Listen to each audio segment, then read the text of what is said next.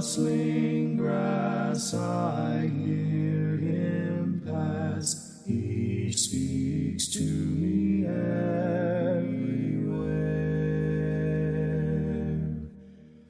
This is my Father's world. Oh, let me never forget that though the wrong seems oft so strong, God is the ruler yet.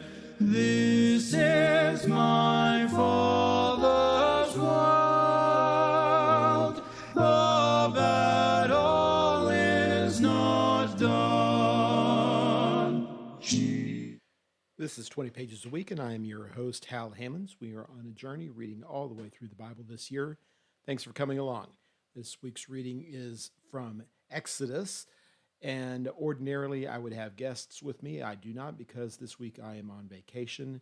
Apologies for that. Hopefully we will be able to, the plan is anyway for us to have a guest lined up for the Leviticus study next week, Lord willing. I hope that comes together. It's not official though, so we're going to hold off naming names. At any rate, we are going to be reading Exodus here this week, just you and me. First impressions, I read Exodus this week and I thought to myself, this is a tent we're talking about, right? That's what the tabernacle is. It's a very elaborate, very colorful, very large tent. And the degree of detail that is mentioned in this is extraordinary and not especially unprecedented, by the way. If you know the Bible, if you know other passages where God gives directions for how a building should be built or how people should conduct themselves or whatever, the idea of extensive detail is hardly unusual. And the tabernacle is certainly that way. And the idea that God would put that kind of thought into his structure, a temporary structure at that, one that would only stand as a foretaste of the temple that would come later. And of course, even that, a foretaste of heavenly worship after that, after this life is over. The idea of this kind of detail on the tabernacle ought to give us some pause when we are trying to brush over the details that we may see in God's other plans for us.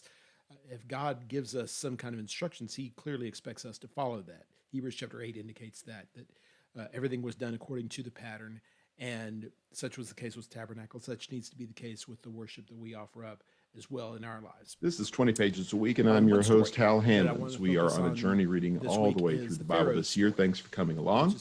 This week's reading is Genesis 26 through 50. Joining us for the discussion today are Terry Francis from Chelsea, Alabama, and Zeke Flores from Baytown, Texas. Terry partners with last week's guest host, Philip Martin, on the Do the Work podcast on Facebook. It drops Tuesday mornings at 11 Eastern, 10 Central. I'll say it again, it's worth your time. Thanks for joining me again today, gentlemen. His people. Let's start with first impressions. Preach this message to Pharaoh, and he tells him, Genesis 26 Pharaoh through is not going to listen to this.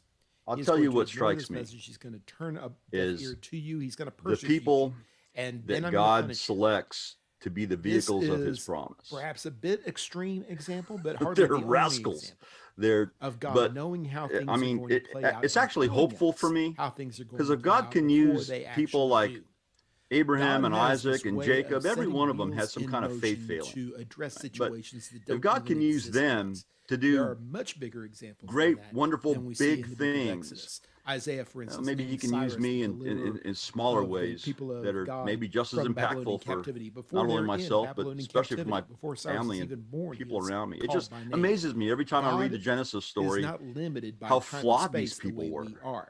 And so, therefore, Absolutely. there's no trick necessarily for Terry? him to see events before they Well, happen. I think kind of kin Now, to the that question, is, of course, is does this rob Pharaoh as I or grow rob older, us I of our realize free will? how And the answer to glamorized the that is not VBS necessarily versions of so. these stories were when I was growing up. It's a struggle for us to when understand that clearly. It's when a we struggle teach for our me kids about to Abraham, understand Isaac, that. Joseph, But I believe Jacob, that we have teach them all the choices good to stuff, make in and we this life. really God holds us highlight accountable for choices. the good things If God about is not them. any But then you respecter get of older and you persons, start if God looking is into that, and you realize fair, some of those things that then we we thought have were to good as believe 6-year-olds that aren't these quite choices as are good as we made by thought when we us were and us 6. alone. I think And there's if some God knows some how things, things are going and I to tell you take what I place, think is and he's interesting able about to that. account for It's like that, Zeke said, then these the guys work are himself is rascals. I think there's a providence, great and sometimes term for beyond that. providence in the Bible times. I think we as adults struggle with that. Like when somebody comes and points out to us, God knew, hey, Joseph isn't this Pollyannish, good, perfect character that you think he is. We really struggle with that idea because we were raised our whole life to be like Joseph.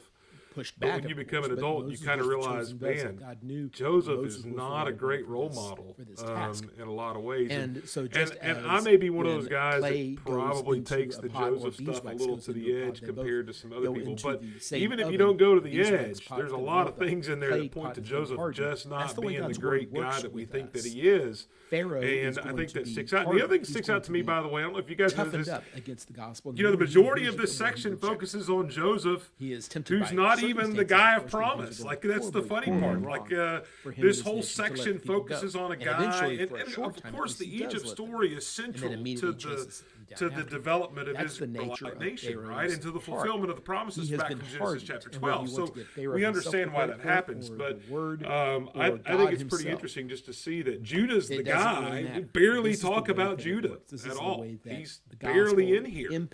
But Judah's the guy that's going to bring about the Messiah, and we focus on Joseph more. Hebrews tells us, cuts us wide open. To kind of wrap that up a little bit, shows us who we are, I think it was Salt's in one of his blogs made a point I hadn't thought about before, which is this is a retelling of the story. And sometimes I think we forget that in the retelling of the story, the author can retell it the way he wants to tell it. And emphasize things that maybe we don't realize at the time. It's not a historical narrative in the sense that as things are happening, somebody is scribing that down. But rather it's reflective and looking back, and there's some neat stuff that's intentionally done in order to emphasize some of those things. And I think we overlook because we don't realize this is a retelling of what happened with emphasis put on certain parts.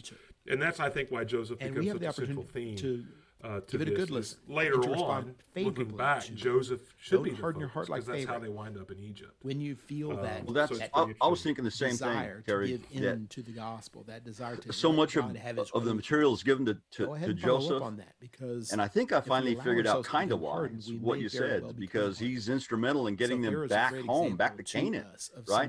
I mean, before we saw Jacob leave and then come back, I mean, for years, his people are supposed to be planted in Canaan, as he says. But then Joseph goes off to Egypt, and Jacob follows him again. And allow God to have His way with you. They finally get back, and hopefully, not the way that He had His way with a lot of that maybe gets lost in the minutia of the telling of the story. But the one verse that I wanted to focus on is actually we're going to talk about, I'm sure, God's providence. So maybe only and 2 verses. It's hard to miss that working throughout this whole thing. 21, yeah.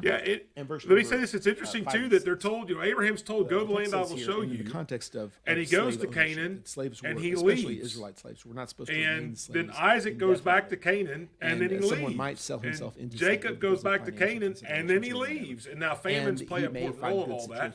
But it's interesting. It brings up. If Phil's watching, he's going to love this. It brings up kind of the garden ideology that God tells you to do something, and here's this rebellion. God says, "Hey, go to Canaan." And there's a famine. I'm going to go down to Gerar so I can be taken care of where there's water. And even with Jacob, God, I think unlike with Abraham and Isaac, God providentially pulls Jacob to Egypt, by the way, which is really intriguing because there's so much Egypt versus Jehovah conflict throughout the Old Testament. But slavery was. But he pulls him down there. But the other two voluntarily just leave the land of Canaan, even though God said, "Hey, this is your land. I'm going to give it to you." And they leave. They surrender it, and they go somewhere else. It's really interesting. To another one. Well, you're both only allowed to talk about one story anyway, and we haven't even started the one story section, and you're off on all kinds of tangents. And I'm hoping that Terry's one story is going to be Joseph, because he's kind of got me wondering exactly what is going on with that. So is that all 13 chapters, or is that one story of Joseph? Maybe this is the lifestyle he does. Well, these are blessings. This is the second week of the podcast, and you're my second group of guests, so I'm not in position to be lecturing people on how to do things. So however you want to handle it, as long as it's not 20 minutes long, that'll be fine. A slave speaks directly to the heart. So if you start in Genesis 37, And you start from the beginning. I just got to tell you, I'm the youngest of 2 kids, and everybody knows I'm my parents' favorite. But if I had been a brother to Joseph, the book of Romans particularly, I got to be honest, just to use kind of common wording, I'd have punched him in the throat. Because sin, but now we become slaves to righteousness. He's a little tattletale who likes to brag about how amazing he is, especially at the beginning. And that starts off right away when you're introduced to him. You have this idea that he comes back and he brings a bad report about his brothers. Was going to give us our wages at the end of the day. And we see that wording, bad report, and we just think, well, they must have done something bad. And righteousness, being enslaved at best, tattletaling. But that phraseology, bad report, actually often means that it's deceptive and not true. So there's a good chance, starting in Genesis 37, when we're introduced to Joseph, you got 3 things right off the bat that could paint his character for you. Now, it's very possible he lies about his brothers in the field when he comes home. Then his dad gives him this coat that says you're special, which he, by the way, wears everywhere. It's kind of like the idea of you got church clothes and you decide to mow the yard in them. I mean, that's what you see. He wears it to the field. He wears it everywhere. And then thirdly, he has these dreams. And I think it's debatable whether or not these dreams are from God for 2 reasons. He never attributes them to God, and the second dream is never actually fulfilled. His parents never bow down before him. But even if they are from God, the fact is, as soon as he hears them, he has to go brag to his brothers and to his parents, hey, one of these days you're going to bow down before me. And so you have you're introduced to Joseph, and look, as a 6-year-old in VBS, I never got this. But as a 46-year-old looking at this text and seeing these things from a different perspective, you look at Joseph and you go, man, this is not the brother you want at all.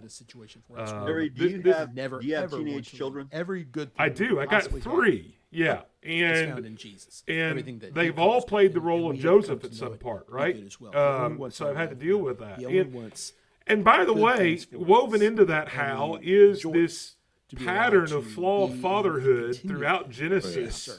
And all the way through, I mean, David shows the same kind of flawed parenthood, right? One word that I want to talk about. You think about just this kind of pattern of bad parenting. And, it starts back with Isaac, who chooses Esau over Jacob, even though God said Jacob's going to be the son of promise. The second child here is the one, the supplanter. 17 times. And yet he chooses Esau. And you see in Jacob the same thing, choosing Joseph. And even in the blessing later on, you see when he brings Ephraim and Manasseh in to bless them before he blesses his own sons. You see a little bit of the same kind of stuff, right?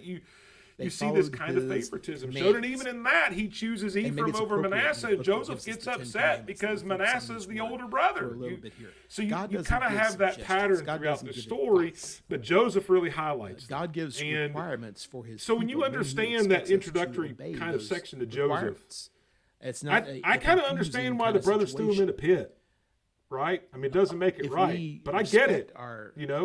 Hey, here's our chance. We can eradicate this problem. And by the way, the section, one of the things to keep in mind, the section where he talks about telling the vision, the language in there, I'm not a Hebrew scholar, but reading some of these, the language there kind of implies that he told them this repeatedly. Like Joseph is constantly telling his brothers about these visions, constantly reminding them that he is going to be over them. It depends. From these visions. And they're all important because I just think all of that is fascinating when you dive into it, when you look at it. Have a somewhat different situation, different set of there's so much in this story of Joseph. Like I said, there's 13 chapters. It's hard not to just dive full into all of that. But even in the introductory phase, I think you just get this kind of picture of, hey, here's a guy that his brothers don't like. And the other thing to say about Joseph is this. And we can, as a kid, I always was taught that Joseph always made the right choice, and because of that, God was with him, or at least that was what I think was implied. And in our saner moments, when looking at this as an adult, what I really see is God was with Joseph, controlling us first. He knows better than we do, and that often led Joseph to making good choices. And because of that, we trust him to give us these commandments. But if you see when Joseph is put in Potiphar's house, commandments to Moses, it says that God was with Joseph. In fact, you see this language, the Lord was with him. him a lot in this second half of the book. You see that phrase happen a lot. That means listening to Jesus, and so which means listening to he Jesus' sold to apostles, Potiphar, which and the means Lord listening is to with the him. words that the apostles wrote down. And because the Lord is When with we him, read the then he Bible, becomes we're reading the successful and is words put of in God, charge the of the house. commands of God. And then it's he's not put in our place prison, to decide and which that's a ones whole are other important, story, which ones are not right? But important. the Lord our was place with to him, and obey. because the And Lord it's is our with him, privilege then to he's obey, because successful, his and he commandments, is as 1 made John 5 higher up in the tells us, are prison, not and onerous, they're not and he grievous interprets to the us. They are dreams. for our And it's good. interesting that, We are better. We are after 2 stronger. years We're of more fit for interpreting heaven the butler and the baker's dreams, when we he's finally submit to his remembered. will and allow He's him taken to have Pharaoh, his and the way Lord is with him. us. So He again, knows you far see better this, what we the should Lord be is with turning him, the out Lord as is with than him, the we do. Lord is with him. Paul Because likens it to look, the even when clay Joseph goes to complaining the Pharaoh, potter in Romans chapter 9. he essentially It's not our plays place to the say part what of God an should Egyptian make priest. out of us, what God should be And settling dresses for. like a priest, It's our and place marries to a allow priest's ourselves to be daughter, molded and by the second in hands command in the of the one who kingdom, made us in looks the like first an place, Egyptian, the one who knows all best of those for us, things. and the one who And ultimately so will we're judge taught us. based on solely So almost that's this Exodus interaction in a with Potiphar's nutshell, wife, and and in a Joseph very always made small good nutshell. decisions, and yet Thank you for hanging in there with us, and I hope and pray that God is going to be accomplish great things for you this week. I hope that you read through Leviticus, Lord willing, next week. Leviticus is a challenge, certainly, as are several of these readings, but we can do it. If we devote ourselves to looking for God's will in our life, we can find a series of lessons for us there. The Nadab and Abihu story and many others are there for us in Leviticus, if we'll just look for it. So I hope that you continue to read 20 pages a week on average, and you can get all the way through the Bible with us. Thank you for participating. Thank you for watching. Thank you for listening. And keep reading.